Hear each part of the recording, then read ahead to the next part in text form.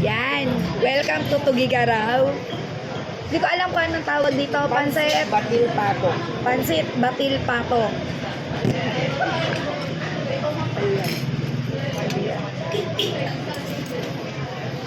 Imimix lang ito ng imimix. Para siyang pansit canton. Na meron siyang lechong kawali sa unahan. May itlog. May itlog. Tapos, parang log. Pero masarap. Ay, bakit? Baka po, ka, nakakita ka ng maganda. Chari.